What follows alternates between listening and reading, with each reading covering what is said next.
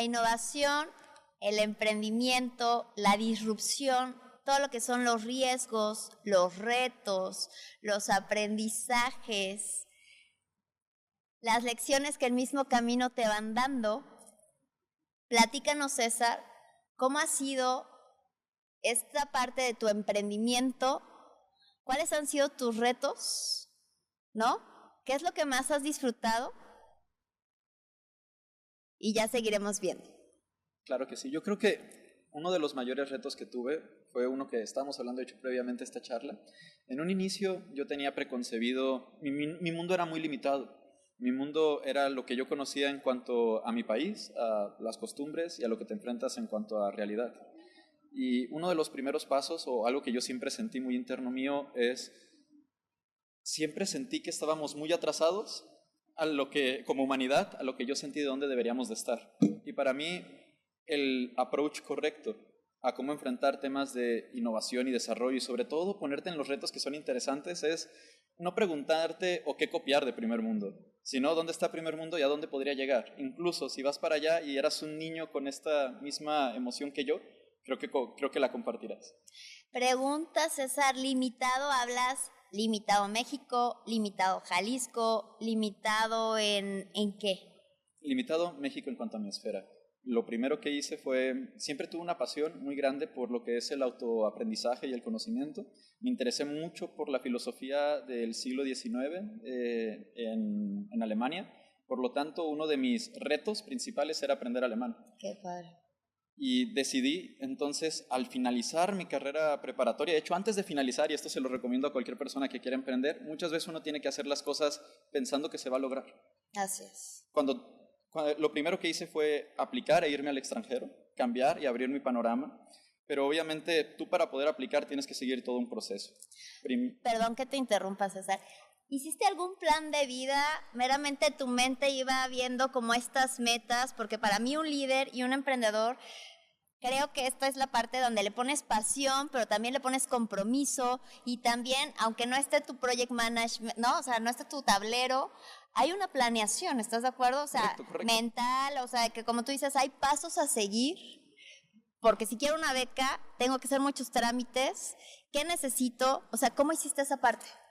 Diría que como Winston Churchill dijo alguna vez, que siempre es bueno tener un plan, refraseándolo un poco, siempre es bueno tener un plan, aún así no lo sigues. Así es. Porque te hace considerar literalmente las diferentes circunstancias o escenarios a los que te puedes enfrentar, y el ya haberte proyectado en cómo los afrontarías, creo que te da al menos un camino o ruta, aunque no sigas el plan estrictamente. Es que todo cambia en el camino, ¿estás de acuerdo? Exactamente, sí. Pero por lo menos sabes hacia dónde quieres llegar. ¿Cómo le vas a hacer?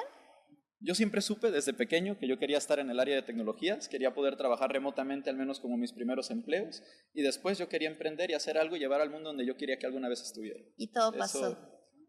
Pues sí, todo pasó. Es que es increíble esa parte, ¿me explico? O sea, yo siempre he creído que lo vas pensando y que a veces mucha gente te puede juzgar, ¿no? O sea, que a lo mejor tú le puedes decir a tus papás o a tus amigos que te vas a ir a Alemania, que vas a hacer aviones o que vas a hacer, y te juzgan de chiflado, ¿estás de acuerdo? Mi madre me juzgó de chiflado. Eso, ¿Cómo crees que te vas a ir del país? ¿Cómo crees que vas a retrasar tus estudios y tu carrera universitaria por irte a aprender? Primero que nada, el irte a otro país como Austria, Alemania, tienes que saber el idioma. ¿Sabes hablar alemán? ¿Sabes hablar inglés? Pero es que esa es como la parte donde a veces no entiendo por qué la gente que más nos quiere nos está agarrando y nos está jalando en vez de que te impulsen y te digan ¿qué quieres? ¿Qué necesitas? ¿Te echo porras? Por lo menos psicológicamente tener como ese apoyo, ¿no? O sea, creo que es como de las primeras barreras que tienes, perdón, pero a lo mejor que tener oídos sordos, ignorar todo eso para lograr tus metas. Y lo hacen porque nos quieren, lo hacen porque... Híjole, qué amor tan, ¿no? O sea, que... Es que también es parte de la cultura y también parte, como lo hablábamos, de la realidad que cada uno vivió. ¿Me explico? Sí. O sea, que dices, no, aquí quédate, no te vayas, te va a pasar. No, a ver, me tengo que caer, me voy a levantar, no me va a pasar nada, voy a seguir. Para la generación de nuestros padres, ¿qué era tener éxito? Para la generación de nuestros padres era termina tu carrera lo antes posible, consigue un trabajo y por favor escala en la escalera laboral. Les dijiste a tus papás, yo ya estoy haciendo planes, terminaste carrera. Y ni siquiera había terminado la preparatoria cuando yo ya había aplicado a la beca. Qué padre. Algo que sí quiero comentar es, primero que nada, vivimos en un entorno globalizado. oportunidades existen y realmente invito a las personas que estén estudiando a no se queden nada más con el frame de educación que pueden ver aquí en su país, así como nosotros tenemos la Secretaría de Relaciones Exteriores para apoyar a extranjeros que vengan a estudiar a México. Los otros países tienen su equivalente a la Secretaría de Relaciones Exteriores y buscan también atraer talento humano. Eso, ¿cómo lo hiciste? ¿Cómo buscaste? ¿Cómo encontraste la beca a donde tú te querías ir? Pues lo primero que hice fue revisar becas en México, así di con la Secretaría de Relaciones Exteriores. Luego literalmente se me iluminó la cabeza y me pregunté, espérate, si esto existe aquí. Porque entiendes la motivación, ¿por qué existirá? ¿Por qué el gobierno tendrá este programa? ¿Por qué otros gobiernos no tendrían estos programas? Entonces decidí empecé a buscar diferentes programas tanto en Alemania, Austria, Japón. Hice la lista de todos los países a los cuales a mí me interesaba como tal ir. Vi los diferentes requerimientos de cada país y no me limité a solamente aplicar una beca. Creo que ese es un error que muchas personas también cometen. O sea, mi pregunta es, ¿fuiste a las instancias? ¿Todo lo encontraste por internet? Todo online, absolutamente. Porque digo, a lo mejor no seguí tus pasos, ¿no? Digo, yo conseguí la beca por gobierno. Desafortunadamente, azares de la vida, no me fui a otro país. Por eso te pregunto, porque digo, si me dieron un 95% de beca, ¿por qué me quedé? Otra vez, como tú dices, a lo mejor arraigos que no quise romper en ese paradigma y que hoy digo, me hubiera ido y probablemente hubieran cambiado muchas de las cosas que aún así siguen pasando muchas otras. Correcto. Entonces, ¿tú elegiste a dónde irte? Austria, Viena. Okay. Apliqué a la Universidad Técnica de Viena, se llama la TU, Technische Universität Wien. Y primero que nada les digo, de verdad los incito, aunque no hayan terminado la preparatoria, necesitan tener un mínimo de 85 u 80 para la mayoría de becas internacionales, ya que no tienen el mismo puntaje que nosotros usamos o tal vez lo miden diferente. Lo segundo es, creo que se suele hablar mucho de lo que es el choque cultural cuando uno va a otro país, pero también existe el contrachoque cultural cuando vuelves a tu país. ¿Quieren también ahorita platicamos un poco? A ver, sí, es que son muchos cambios disruptivos en esa parte, ¿estás de acuerdo? Pero, sí. y el caso es, ¿terminaste la prepa y tú ya estabas haciendo maleta para irte? Todavía no terminaba la prepa y yo ya estaba en la embajada de Austria, México, en Ciudad de México, aplicando y viendo lo que necesitaba para que me dieran mi visa de estudiante. Súper bien. Apliqué a mi visa de estudiante antes de que me aprobara la universidad, antes de que me aprobara la beca, y simplemente hice todo como si se fuera a dar, porque el problema es que si sí te lo otorgan y tú no tienes todo preparado de antemano, no puedes tomar la oportunidad. Pero es que eso es disciplina, César. Nada es casualidad, ¿estás de acuerdo? Estoy de acuerdo. O sea, digo, me queda claro que eres un excelente estudiante, que eres ordenado, coordinado, como para ya llegar a ese punto y decir, aquí están todos los papeles, ya dónde voy a firmar y cuándo me voy. Es que tienes que apostarle, tener el billete de avión puesto, tener el hotel donde te vas a quedar puesto, todo lo tienes que pensar en como si te fuera a salir. Y es, yo creo que el primer paso. Todo emprendedor tiene que apostar, abrir sus fronteras, no quedarse con la caja de realidad con la que uno tiene. Y una vez que estas son abiertas, lo primero que yo me enfrenté entrando allá, o mi primer choque fue, conseguí un empleo, conocí a una chica cuando fui a hacer unos trámites. Cuando llegué al país, lo primero que hice fue meterme en un curso de alemán y conocí a una chica que estaba en la embajada. Ella me consiguió trabajo con su novio tenía el padre de su novio tenía una empresa de construcción. Y yo me metí a trabajar ahí, se llamaba Rele, si mal no recuerdo. Por lo menos llevabas un inglés. Ya llevaba buen inglés, sí. De hecho, antes de ir, perfeccioné mi inglés, ya mientras estaba aprendiendo alemán. Pero apenas llegando ahí, la empresa era de Bodenschutzsysteme, sistema de protección de suelos. Y pues nosotros teníamos una pistola Kerchner, una Karcher, aquí le llaman, que es para limpiar. Y estos suelos como en forma de rompecabezas se ponen sobre todo el piso para que luego pasen máquinas y no dañen el suelo que se acaba de construir. Bueno, lo primero que me sorprendió fue, solamente entré a trabajar, estaba haciendo lo mejor que podía, y si en 5 horas terminaba todo el trabajo, me pagaban mis 8 horas y me agradecían y me podía ir a casa. Wow. Ese fue mi primer choque cultural. Y es ahí donde también entendí un poco, oye, creo que ya sé dónde viene esto de que los alemanes, los austriacos son muy eficientes. Claro. O sea, hacer bien las cosas y ya, ¿estás de acuerdo? Es que el problema es, tú aquí terminas tu trabajo a tiempo, te quedan 3 horas, hiciste todo solamente en 5 y te dicen, oye, o sea, I own you, ¿sabes? O sea, tú eres mío durante estas 8 horas. Claro. Ya terminaste, ponte a barrer, ve a los baños, pinta. Y eso para mí es parte de la cultura que yo creo que se tiene que empujar un poco más desde el lado de México. Ya estabas en ese trabajo, ya estabas en la carrera en Austria. Ajá, estaba en el trabajo, estaba con la beca y estaba ahorita en el curso de alemán antes de entrar a la carrera. Tienes que llegar a nivel B2 para poder entrar a la universidad. Otra vez, administraste tu tiempo para ir logrando como, ¿ves? O sea, yo creo que también en esta parte del emprendimiento están esos hábitos maestros para cómo sí lograr las cosas.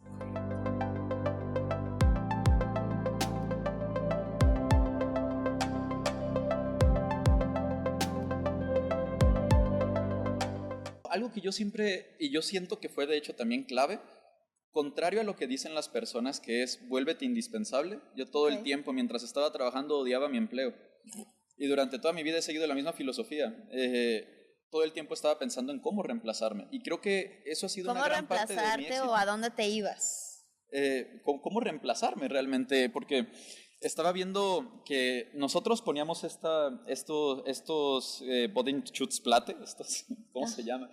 Estas placas en forma de rompecabezas sobre los suelos, y una vez los quitábamos, se les ponía primero tirro de embalaje, que es una cinta industrial. El momento de quitarlos los llevábamos a la fábrica, y en la fábrica era quitar la cinta. Quitar la cinta tomaba horas, como habían pasado máquinas, a veces se incrustaban, había partes que estaban despegadas. Una de las primeras cosas que yo estaba pensando es, ¿qué tipo de plástico es este? ¿Qué tipo de cinta es la que se le está poniendo encima? Llegué a mi casa e intenté probar los diferentes puntos de ignición o flamabilidad que tenía cada plástico, cada polímero. Lo probé calentándolos para descubrir qué tipo de polímero era. Ya que descubrí qué tipo de polímero era, busqué qué tipo de cinta, qué tirro de embalaje estábamos usando, y luego busqué qué químicos podían quitar la cinta, pero no dañaban como tal la placa que estaba abajo. Qué increíble, porque estabas mezclando el trabajo con la investigación, con el análisis. Siempre. ¡Qué padre! También en software todo el tiempo para mí es, en vez de pensar en ser indispensable, piensa en cómo reemplazarte. Claro. Haz el trabajo. O cómo eficientar las cosas. Y comunícaselo a tu jefe. ¿Cuántas personas no se atreven a tener la iniciativa de hablar con personas que, y lo he experimentado tanto estando abajo como estando arriba? Para mí siempre ha sido muy importante. Tu jefe está diciendo algo incorrecto, tú eres el experto del área, por favor. Comunícaselo, enfréntalo, entiende el porqué. Que no porque sean líderes, y también yo sí lo he dicho, o sea, no porque seas líder quiere decir que estás diciendo las decisiones correctas cuando no lo estás viviendo y no estás tomando las decisiones dentro de, ¿no? Sí.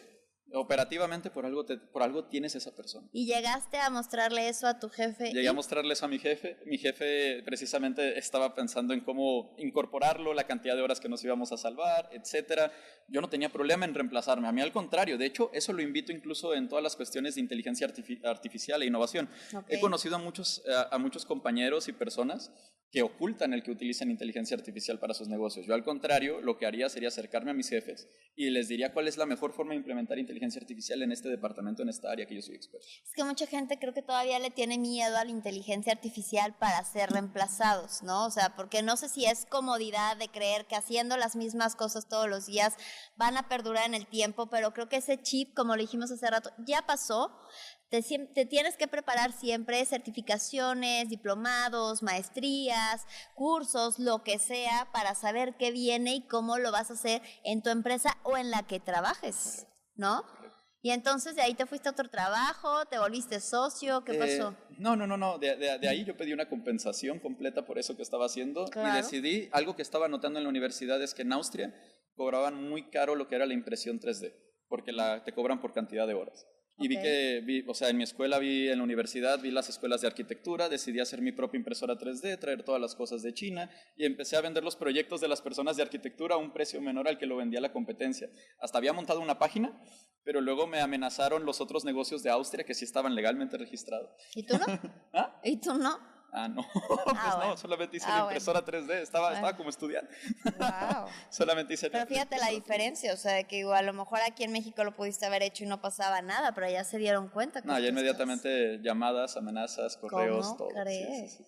Ahorita que decías la parte de cómo emprendiste y todos o sea, de que ya te estaban hablando para amenazarte, o sea, mi pregunta es, ¿cómo empezaste a emprender en otro país? ¿No? Obviamente se te vinieron ideas, empezaste a resolver, viste una forma de cómo ganar dinero, pero viste así como... Bueno, ahí ni siquiera estaba pensando en emprender, realmente nada más estaba pensando en cómo tener un pequeño ingreso extra. Por eso. Mientras tenía, bueno, sí. pero sí es un emprendimiento, o sea, viste un problema, lo estoy resolviendo, pero estoy en otro país y no, o sea, lo que quiero dar a entender es, buscaste decir, voy a tener facturas, voy a cobrar cómo, o sea, cómo empezó como esta parte. Muy, muy informal, esa parte. Pero lo que también me llama la atención es, ¿y cómo te identificaron? O sea, cómo saber, mira, César tal es el que está haciendo esto, ¿no? O sea, que digo, creo que siempre es bueno cuando ya alguien te encuentra o dice, este señor está haciendo algo diferente de lo que se está haciendo allá afuera, pues algo muy bueno estabas haciendo. Creo que simplemente yo me acerqué a la carrera de arquitectura y la voz empezó a esparcir y me llegaban proyectos. Primero yo buscaba los proyectos. ¿Cobrabas por hacer proyectos? Más bien por la impresión de los proyectos. O sea, ellos tenían los planos, tenían todo y yo tenía la máquina 3D que los Pues, podía ¿cómo? imprimir y simplemente compraba el polímero para poder hacerlo según sus ¿Y eso era especificaciones. como lo terrible que estabas haciendo? Lo normal mientras... Porque le estabas quitando ese trabajo a alguien más. Sí. Aparte cobraban muy caro, cobraban Ok. muy caro, creo Tú que lo dabas entre muy 8 barato, y 10 pues. euros la hora de impresión, eso es carísimo, para impresoras 3D. ¿Y tú cuánto carísimo. cobrabas? Yo les cobraba la mitad de lo que les cobraba. O sea, era muy buen negocio para ti, Era ¿no? muy buen negocio. ¿Y eso lo hacías en tu casa? Eso lo hacía en mi casa. Pues estaba padre, ¿no? O sea, digo, estudias, trabajas, negocio en casa, todo eso en la carrera. Sí, todo eso en la carrera. Y Ok. también mientras estudiaba alemán, mientras estudiaba alemán estaba en la empresa, ya estando en la carrera era cuando empecé a hacer la parte de las impresoras 3D. Terminas la carrera y ¿qué siguió para ti? Terminó la carrera, hice un montón de contactos tanto para cuestiones de Austria o para cuestiones de Alemania, tanto de Claro. nanotecnología como en software. Y entre mis contactos había conocido una chica que me ligó a una empresa alemana de aviación. Yo me había regresado para acá, pero seguimos manteniendo el contacto. En su momento se estaban por expandir a México y México acaba de perder la categoría de aviación y bajamos de categoría 1 a categoría 2. No sé si lo recuerden, pero fue hace aproximadamente unos 3 años. Okay. Por lo tanto, una misión o un objetivo, y bueno, sabemos nosotros que las empresas tienen objetivos distintos a gobierno, ¿no? El gobierno suele tener objetivos que no son tanto monetarios, sino que tienen, por ejemplo, las empresas van a buscar maximizar, pero el gobierno lo que busca es cumplir ciertas causas sociales. Entre eso, recuperar la categoría, que el tenerla significa que puedes abrir nuevas rutas aéreas y a quienes realmente les interesa los grupos aeroportuarios. ¿Sabes? O sea, digo, yo siempre he sido apasionada de la investigación y siempre me ha encantado ver desde lo que viene siendo el plan de desarrollo mundial, el plan de desarrollo de América Latina, el plan de desarrollo nacional, estatal, o sea, como para entender que hay unos hilos conductores, ¿no? De que si hablamos de sustentabilidad, si hablamos de tecnología, si hablamos de salud, saber que si hay problemáticas a resolver, que tenemos que poner atención, porque a final de cuentas fondos nacionales, estatales e internacionales están ocupados y preocupados en resolver ese problema. Y que muchas veces ves como este divorcio entre la academia, entre el gobierno, entre las empresas, y que a final de cuentas cada quien quiere hacer lo que quiere hacer, y no el ponerse de acuerdo para construir. Que creo que esa es la parte que a veces digo, ¿por qué no es ponerte de acuerdo? ¿Por qué no es como trabajar sobre la misma línea? Porque a todos nos va a ir mejor, ¿no? Sí. Y entonces tú entendiste esta parte de lo que se estaba haciendo sobre la aviación en Europa. Es que necesitaban un vínculo que supiera alemán, supiera inglés, supiera español, supiera de software, de programación.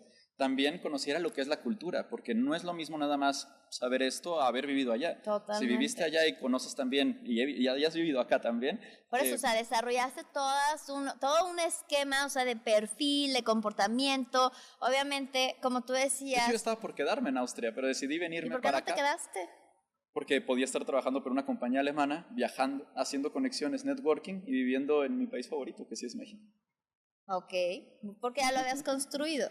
¿Ah? O sea, porque ya habías construido como todo este esquema de vinculación, de proyectos, Además, de negocio. recuerda que siempre mi sueño era trabajar remoto. ¿Recuerdas? Sí, claro. Por eso digo, pero al final de cuentas, digo, si ya habías abierto un gran portón, ¿no? O sea, si ya cruzaste tantos retos, ¿por qué regresar? ¿Me explico? O sea, a lo mejor es como esta parte de mis raíces, pero seguir haciendo negocio, Por supuesto. De hecho, para mí, como estar en un valle y de pronto llegar a un río, ¿no? Ok. Llegar a otra parte del valle que no conocía antes. Ok. Y yo creo que tampoco necesariamente me voy a quedar acá. Pero sí Así quería es. poder trabajar remotamente para una compañía extranjera. Me gusta mucho la cultura de trabajo alemana. Es una cultura que se basa en equal footing. Eso significa que todas las personas son escuchadas y tienen la misma, digamos, la misma opinión sobre la mesa. La voz del CEO no es más fuerte que la tuya. Todas las opiniones son escuchadas. Eso, me encanta esa forma de trabajar. Me encanta trabajar con programas basados en resultados, no tanto en horas. Allá si tú eres capaz de cumplir las metas existentes, hazlo y organízate a tu modo y manera. Pero demuestra.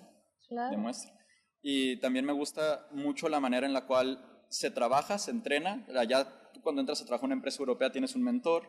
Esta persona suele darte el conocimiento que necesitas, vas escalando, luego tú eres mentor después. Me gusta que aquí cuando hay un problema, el problema tiene nombre y apellido. En cambio, en Austria o en Europa, al menos en Alemania y Austria en las empresas que trabajé, los problemas no tenían nombre y apellido. Los problemas tenían un lugar, era importante saber dónde y cómo solucionarlo, pero no quién. Y aquí la pregunta siempre es quién. Mi pregunta es, como emprendedor, ¿monetizas con Alemania, con Australia, con México? Me encantaría que me digas que todos. Dime quién es tu mejor cliente o a quién le cobras por todo lo que haces. Alemania y a México actualmente. Sí, así es. Padrísimo. Como consultor, como planeador, Sí, implementador, consultor y también, digamos, en llevar las relaciones bilaterales que existen. Es todo un reto, ¿estás de acuerdo?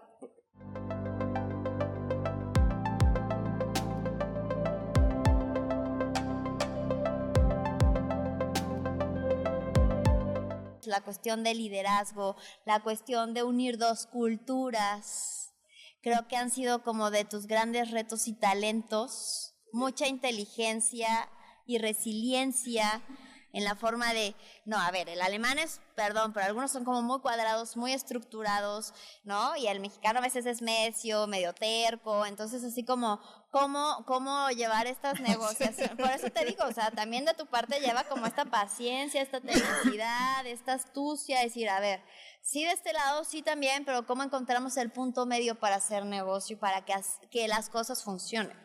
Claro, para que México cumpla sus objetivos como país, recupere el nivel de categoría, los grupos aeroportuarios puedan abrir nuevas rutas aéreas, generar mayor comercio, más dinero para todos, más dinero para la industria.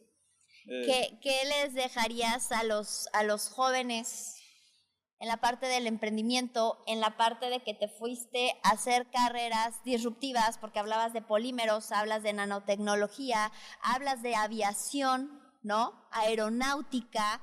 O sea, que a lo mejor personas dicen, ay no, a ver, yo derecho o yo administración, porque digo, somos carreras todavía muy tradicionalistas, pero realmente ya tenemos que vivir en este otro punto, ¿no? Nunca deberíamos de dejar de aprender.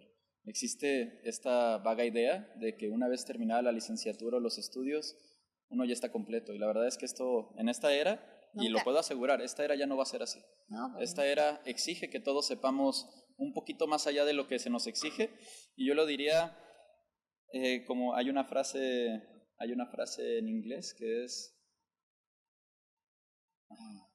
master, ahorita la recuerdo, pero creo que es importante masterear una cosa, o sea, ser un generalista en muchas cosas, pero especializarte en una cosa. Claro. Al menos para esta nueva era. Tienes que saber un poquito de todo, pero también tener tu especialidad. Y si tienes eso, vas a estar a salvo, sin lugar a dudas. Yo creo que es eso, ¿no? O sea, creo que son como mucho los miedos, mucho a lo mejor la resistencia a seguir estudiando porque creen que son etapas, pero bueno, a lo mejor a lo que yo escucho, somos apasionados del estudio, y el otro día lo escuché y me encantó, la parte de la inteligencia existencial.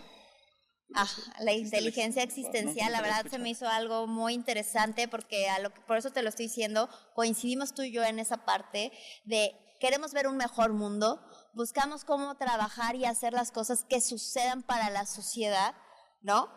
Que tú dices, a ver, ¿por qué esta parte de decir, si avanzamos en esto, es un cambio y un bienestar para todos? Económico, ideológico, educativo, ¿no? Ambiental, mundial. que dices, ¿qué tiene de malo? ¿Qué le dices a los chicos y chicas de hoy? ¿Cómo lograr sus metas? ¿Cómo hacer lo que quieres ante tanta innovación y disrupción a la que nos enfrentamos como mundo? Siento, primero, rompe tus paradigmas, expande tu mundo. Si puedes, aplica. Recuerda, las becas son para los que aplican, no para los inteligentes. Y esa es la verdad. Si eres muy inteligente y esperas que las cosas lleguen a ti, esto probablemente no vaya a pasar. Incluso yo recomendaría, mientras estuve en Austria, también tuve la oportunidad de participar en programas de la IAEA, de la Agencia Internacional Atómica, y yo me di cuenta cuántas becas ellos ofrecían, por ejemplo, para cuestiones de medicina nuclear o para cuestiones de agronomía nuclear, todo este espectro, y de las vacantes completas que había nunca se llenaban. Qué Cualquier triste, persona, ¿no?, que hubiera se hubiera registrado hubiera quedado. Si había 200 vacantes, solamente 100 eran llenadas. Entonces, amplían esos paradigmas. Yo una vez ya estoy acá de vuelta, estuve trabajando en el área de aviación en MPIC, y una de las cosas que más me expandió también la mente fue el ver cómo haces un modelo de negocio en software de manera escalable.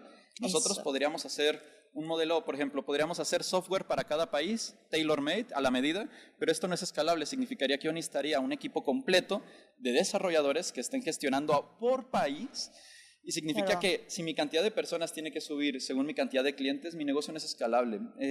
Si en cambio genero un estándar de aviación de software, que todos los países usen el mismo y que yo pueda, digamos, sacar 2 versiones, 2 updates o 2 lanzamientos de ese software, actualizándolo por año, y que todos tengan los beneficios de estas actualizaciones. Luego hago una comunidad de mi empresa, invito a todas las agencias del mundo. Si tienes 35 países, invitas a los directores o a las personas de estos 35 países, abres el diálogo, escuchas y te adelantas a lo que va a necesitar la industria. Entonces estás haciendo un negocio escalable. Creo que este enfrentamiento de conocer lo que era trabajar en Europa, el estar en México, el también este sentimiento de no sentirme a gusto con el mundo donde estaba y a dónde debería de estar, hizo que me enfocara también en la ciberseguridad, hiciera mi empresa, y actualmente me desempeño en ambos ámbitos. Tanto estoy en el área de aviación como también estoy haciendo mi propia empresa de ciberseguridad. Felicidades, me encanta escuchar mentes brillantes, con disciplina. O sea, lo resumo en innovación, en trascendencia, porque buscas hacer un mundo mejor, en educación y en estos altos impactos, en la parte también de trabajar en un modelo de negocio, porque no eres la Madre Teresa de Calcuta, vas a monetizar, pero a través del conocimiento y a través de resolver problemas, y cómo generas un gran impacto y lo puedes vender a otros países. Muchísimas gracias. Muchísimas gracias a ti. Coca-Cola sin azúcar presentó